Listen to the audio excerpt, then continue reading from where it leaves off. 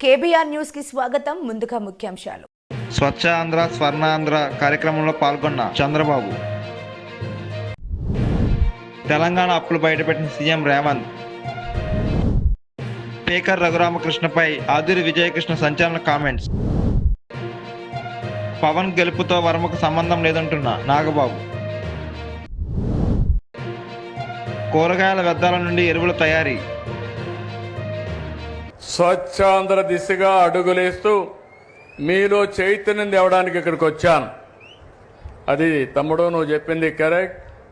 నా ఒకటే చూస్తారు మీరు, ఇంతవరకు ఎంత పనులు చేశానో రాబోయే 5-10 సంవత్సరాల్లో దానికంటే ధీటుగా పనిచేసి ఈ రాష్ట్రంలో ఉండే ప్రతి ఒక్కరి భవిష్యత్తు బంగారు భవిష్యత్తు చేసే విధంగా అడుగులేస్తా.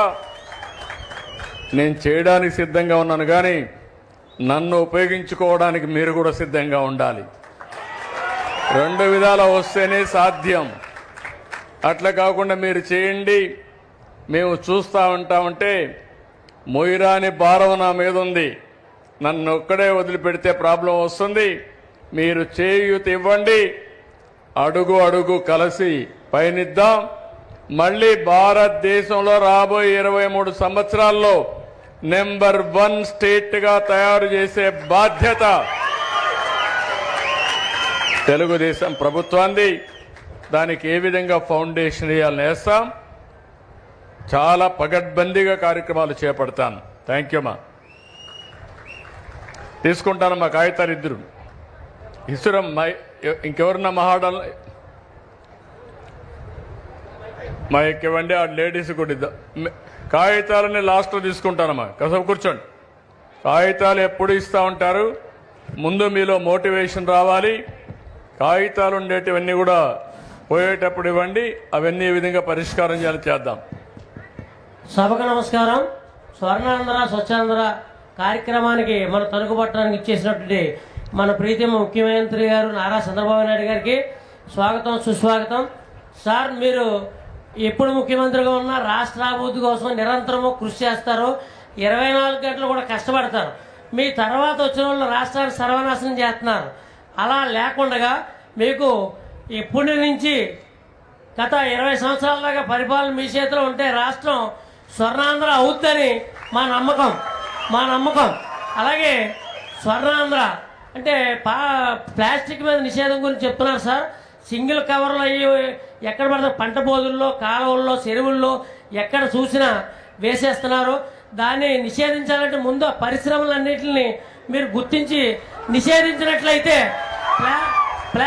ప్లాస్టిక్ రహిత సమాజం అవుద్ది.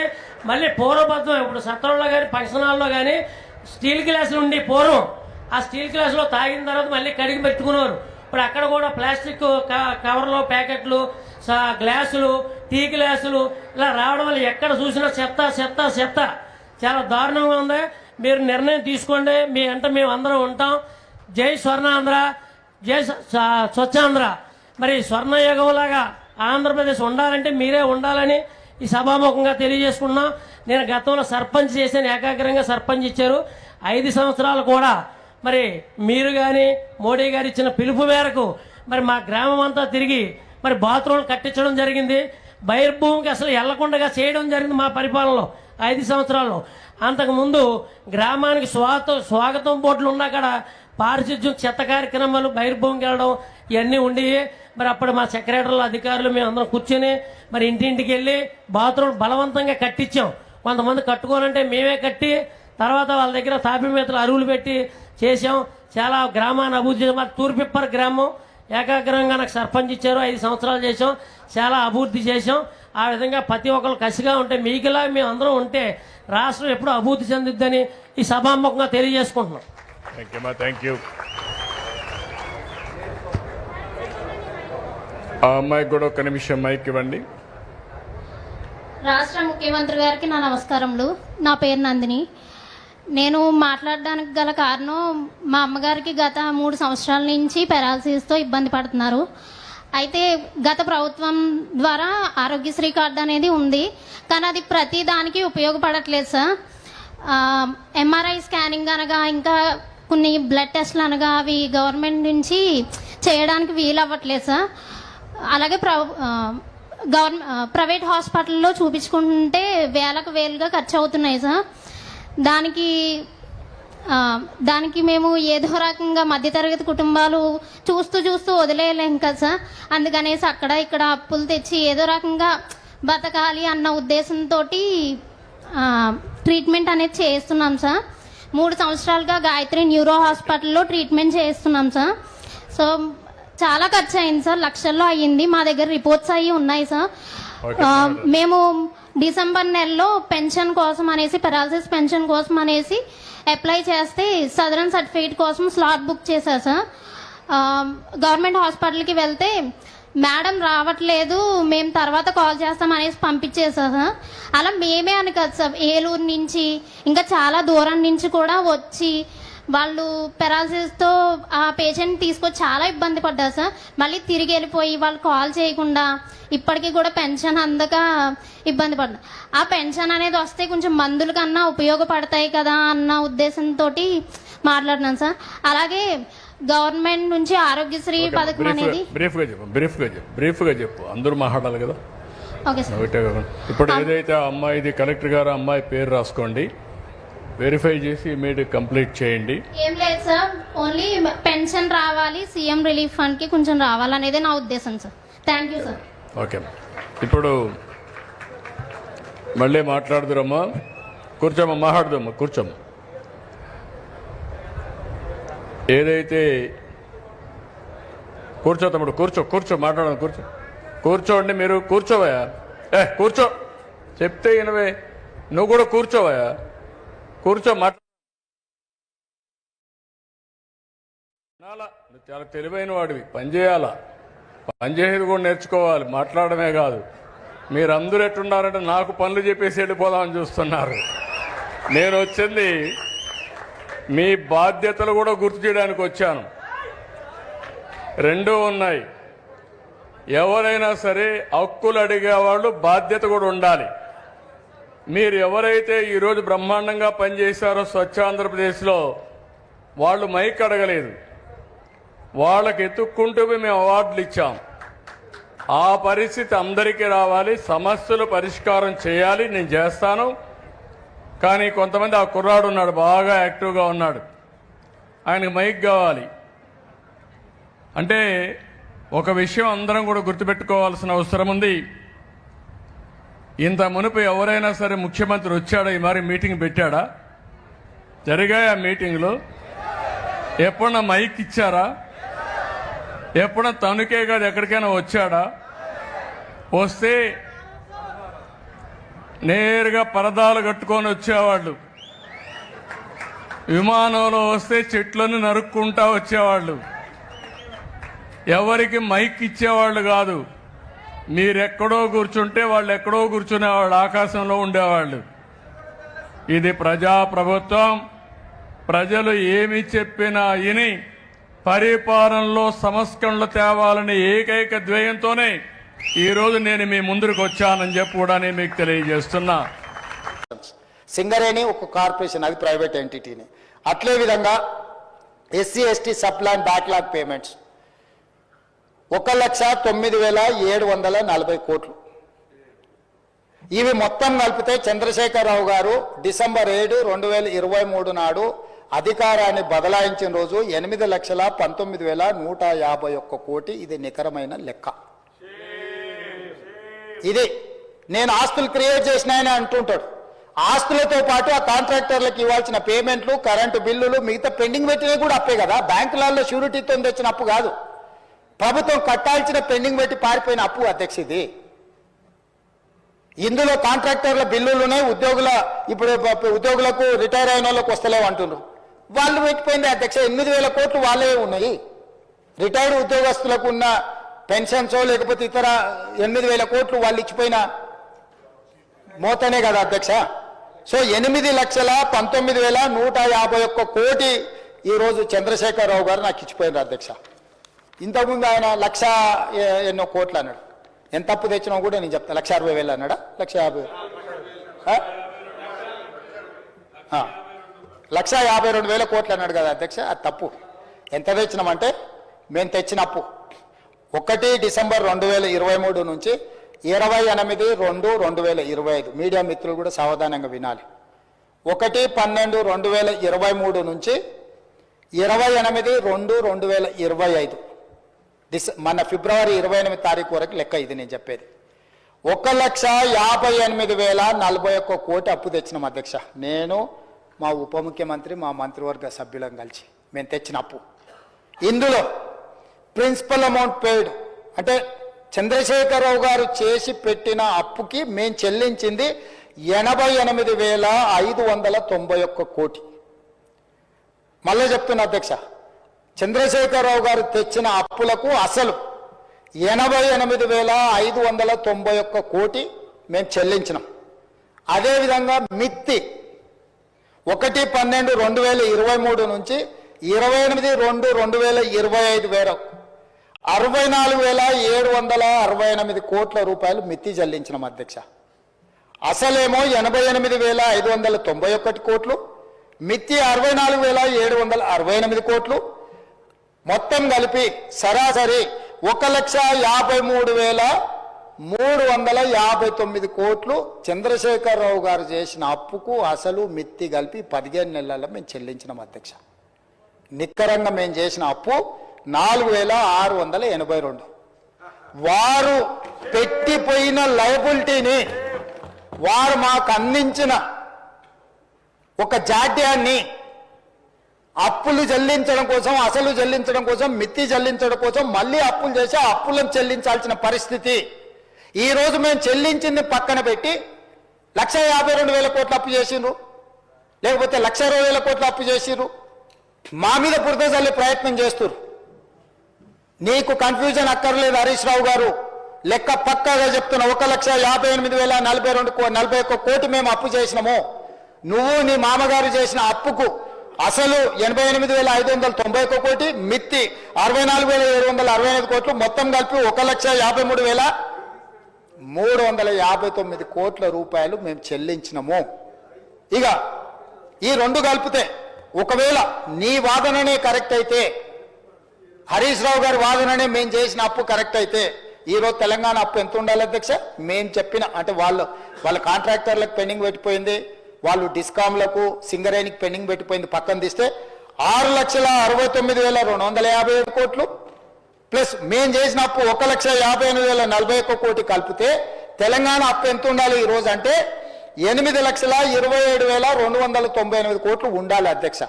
కానీ మరి ఈరోజు తెలంగాణ అప్పు ఎంత ఉంది అధ్యక్ష?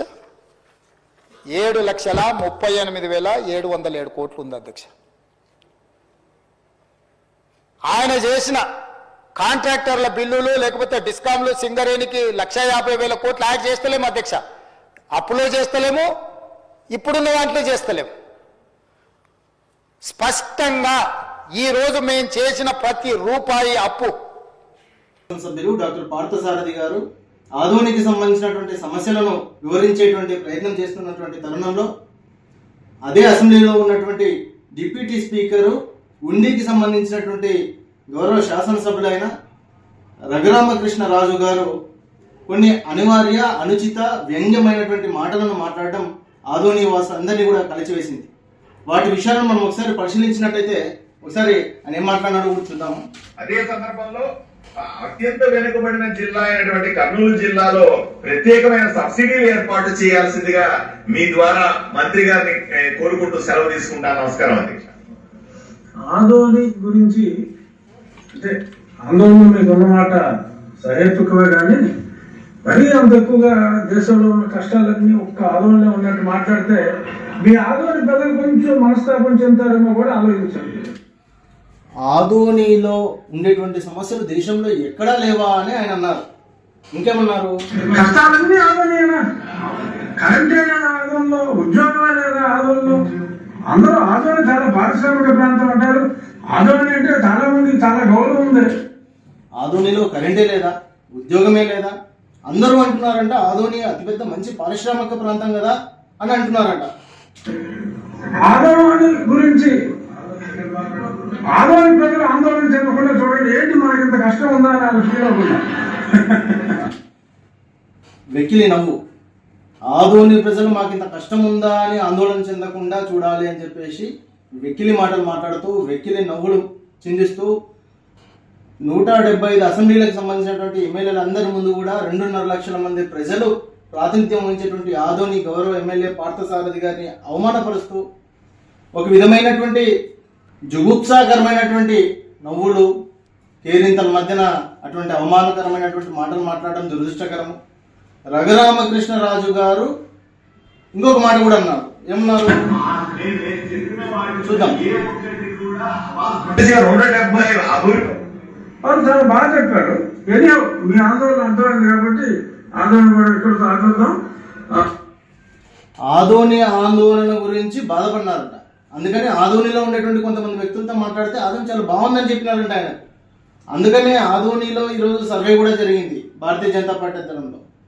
ఆదోనిలో ప్రజలు నిజంగా ఇబ్బందులు పాలవడం నిజమా కాదా అని రఘురామకృష్ణ గారు ఎంక్వైరీ చేయాల్సినటువంటి అవసరం ఉంది.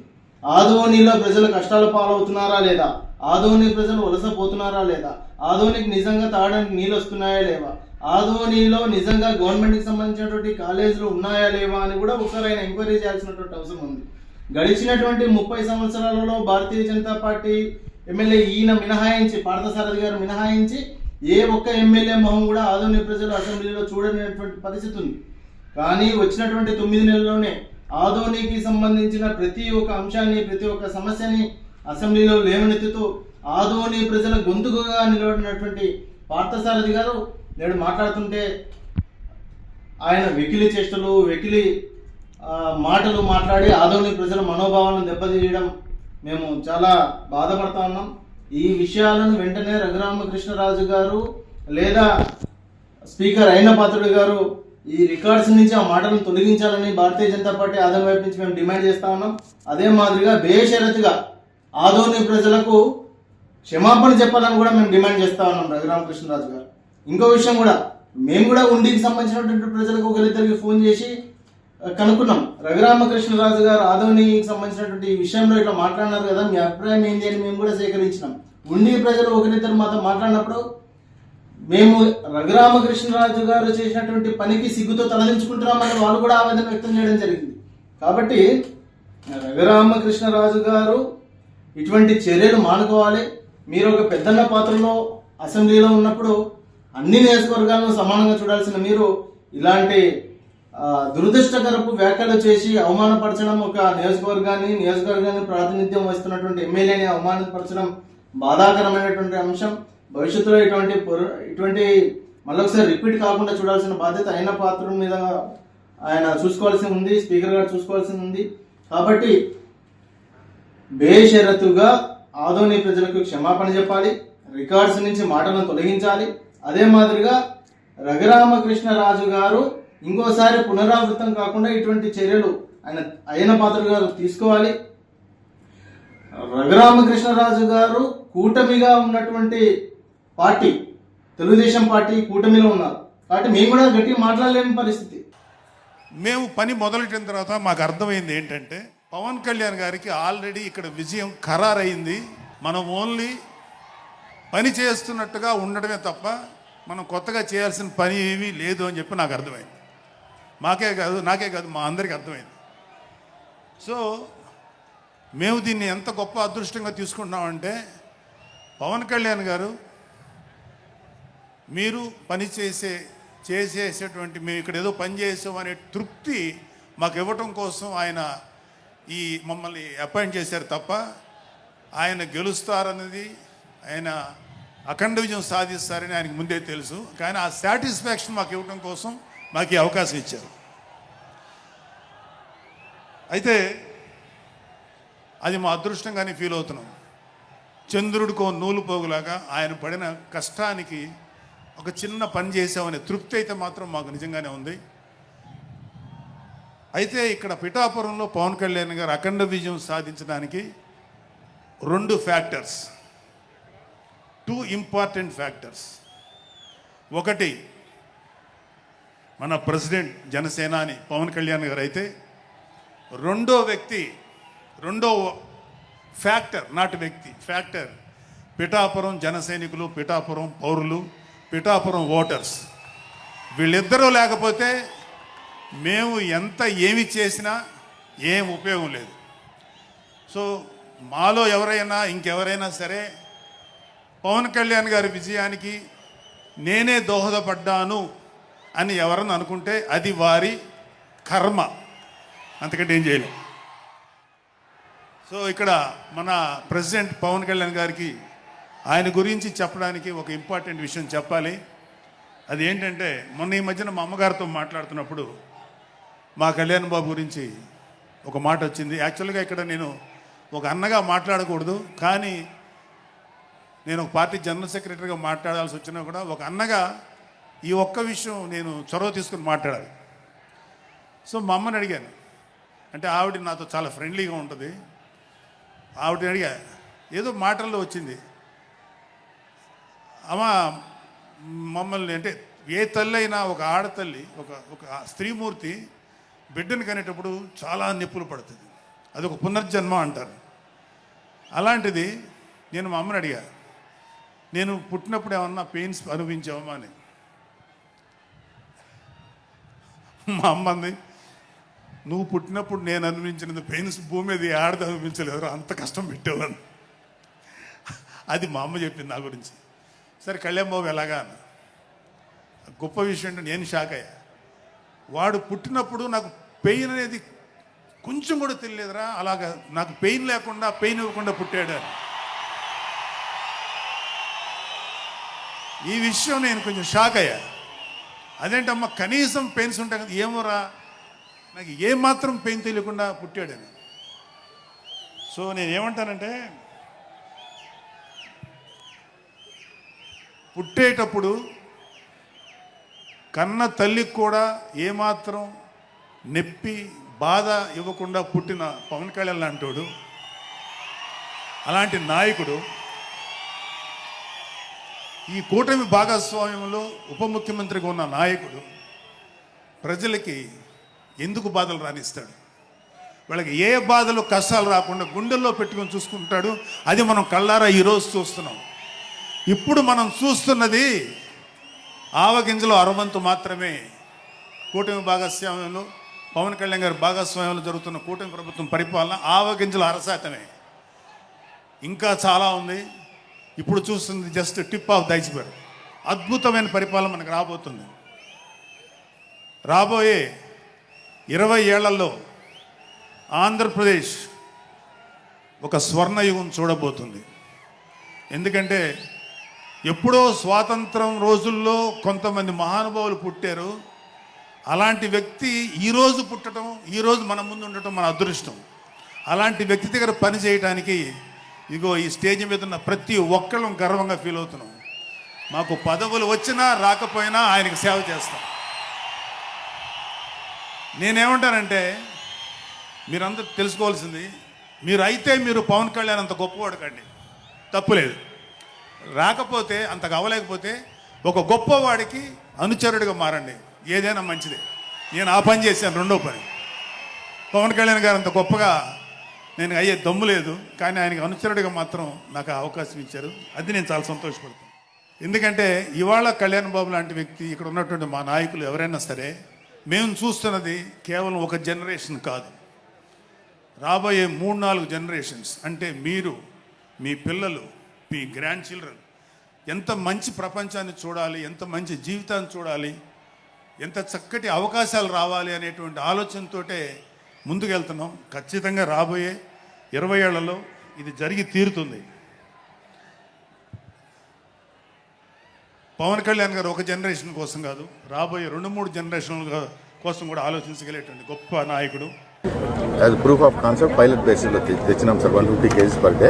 వీళ్ళకి ఇది అలవాటు చేయమని చెప్తున్నాం సార్. అంటే ఇది 25 days కావాలా? 25 days వస్తుంది సార్. 25 days తర్వాత మళ్ళీ సెకండ్ బిన్ ఉంటుంది. ఇది నిండుతూనే దీనిలో వేస్తాం. ఇది మళ్ళీ 25 days సైకిల్ సార్. ఎవ్రీ అంటే కాదు అడిగేది, 25 days అంటే ఎవ్రీ డే 1 ton వస్తుంది. వీళ్ళకి 1 ton వస్తుంది. 1 ton వస్తుంది. మనం ఇవ్వగలిగేది ప్రస్తుతం 150 kgs మాత్రమే ఇస్తున్నాం. ఈ బిన్ను మాత్రం. అది ఇవ్వాలంటే పెద్ద బిన్ను, మనం పెద్దది ఇవ్వాలి సార్. ఇది this can handle 1 ton sir. అప్పుడే what is the cost that? దీనిది ఇప్పుడు చిన్నదైతే 3 lakhs అన్నారు సార్. దీనికి మనం మాట్లాడాలి సార్, మాట్లాడి చేస్తాం. So it will take 15 days to అయినా కూడా 110 వచ్చినా కూడా మళ్ళా మీకు ఇక్కడ పెట్టినా కూడా ఎవ్రీడే 1 ton కదా, ఎవ్రీడే అంటారు సార్. ఎవ్రీడే మీన్స్ 25 tons ని 25 మీరు it can చేయాలి. do sir. 25 tons చేస్తే మళ్ళీ రొటేషన్ లో వస్తుంది. Sir output will be 1/3 sir. Output will be 1/3. It's okay, but 25 tons 1/3 వస్తే 8 tons. 8 tons what is the returns? అదే సార్, 8 tons రిటర్న్స్ వచ్చేసి సార్. కంపోస్ట్ వచ్చేసి మనం అనుకునేది 12 rupees per kg వేసుకుందాం sir. Okay, so 8 tons into మనం 12 rupees వేసుకుంటాం sir. ఒకటి. రెండోది లీచెట్ విల్ కమ్ సార్. లీచెట్ ఎంత కమ్మగలుగుతారు? లీచెట్ వచ్చేసి అదే సార్, బాటిల్ వాళ్ళ మీద 440 అన్నారు సార్. మనం 50 rupees లెక్కన చెప్తున్నాం సార్. మనకు అయ్యే ఇన్పుట్ కాస్ట్ ఏమంటే సార్, ఇనాకులం డైలీ మనకి ఒక బ్యాగ్ వేయాల్సింది వస్తుంది సార్. దీనికి ఆల్మోస్ట్ మిషన్ ఆపరేషనల్ కాస్ట్ ఎంత సార్? దీనికి 2 aspects. What is the capital cost, what is the operational cost? రెండో తీసేస్తే what is the profitability over a period of time? That is circular economy. Simple question. This is one initiative you are taking, that's very good. ఇప్పుడు మీకు దీంట్లో equipment పెట్టాలంటే ఎంత cost అవుతుంది? ఇక్కడ 25 dustbins కావాలా ఇక్కడివి? 1 ton అయినా అంటే 1 ton అయితే అక్కడి నుంచి రొటేషన్లో 26 days వస్తుంది. అక్కడి నుంచి రొటేషన్ వెళ్ళిపోతుంది. ఇక్కడ 25 1 ton వస్తే ఎంత వస్తుందో నాకు ఒక ప్రాజెక్ట్ రిపోర్ట్ తయారు చేసి పెట్టండి.